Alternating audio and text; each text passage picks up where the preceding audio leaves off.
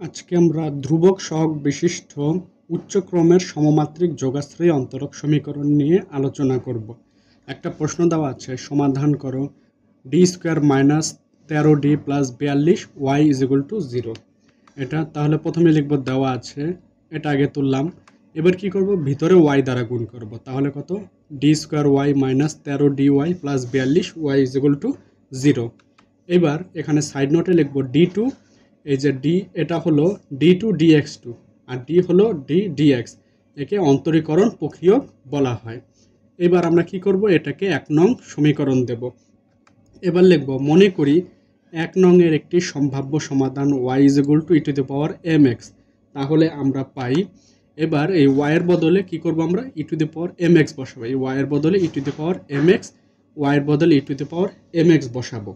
এইবার এখানে কি হলো, অন্তরীকরণ করলে m square e to the power m x minus 13 m e to the power m x plus 42 e to the power m x is equal to 0। এটা কেন হলো, কারণ হলো এই যে একটা সূত্র হচ্ছে d to the power n d x to the power n e to the power m x সমান সমান m to the power n e to the power m x.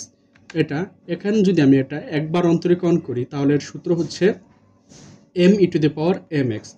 যদি দুইবার অন্তরীকরণ করি তাহলে সূত্র হবে m square e to the power m x. যদি তিনবার অন্তরীকরণ করি m cube e to the power m x. এখানে যেহেতু দুইবার অন্তরীকরণ, এজন্যই হলো কি m square e to the power m x. আর যেহেতু একবার, এজন্যই m e to the power m x. আর যেহেতু কিছু নাই, এটাই হলো, এই সূত্র অনুযায়ী এটা বসে গেল। এবার কি করব আমরা, এই যে এখানে করলাম উভয় পক্ষে e to the power m x দ্বারা ভাগ করে দিলাম। তাহলে শুধু m square minus 13 m plus 42 is equal to 0, এটা পাওয়া গেল। এবার আমরা লিখব সহায়ক সমীকরণ। এই যে যেটা আমরা পেলাম m square minus 13 m plus 42 is equal to 0, একে আমরা সহায়ক সমীকরণ ধরে নেব। এবার একে আমরা ক্যালকুলেশন করব, মিডল টার্ম করব। এখন 42 কেমনভাবে ভাঙতে হবে যাতে 13 হয়, 6 7 42, আর 6 আর 7 যোগ করলে কি 13। তো এই জন্য কত, এম স্কোয়ার এখানে যেহেতু minus 7 m minus 6 m plus 42, এটা হলো। এবার এখানে এম কমন নেব এই দুটা থেকে, m m minus 7 minus 6 m plus minus minus, তাহলে হবে 7 থাকে। এবার কি করব, এই দুটা কমন যায়, এম মাইনাস 6 আর এম মাইনাস 7 দুইটা পাওয়া গেল।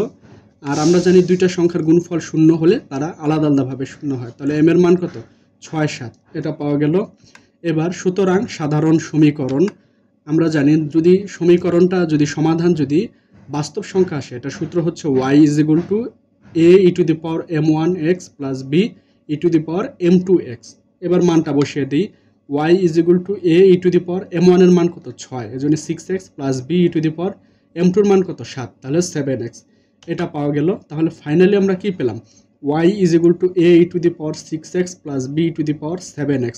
তাহলে এটাই হলো ধ্রুবক সহগ বিশিষ্ট উচ্চক্রমের সমমাত্রিক যোগাশ্রয়ী অন্তরক সমীকরণের সমাধান।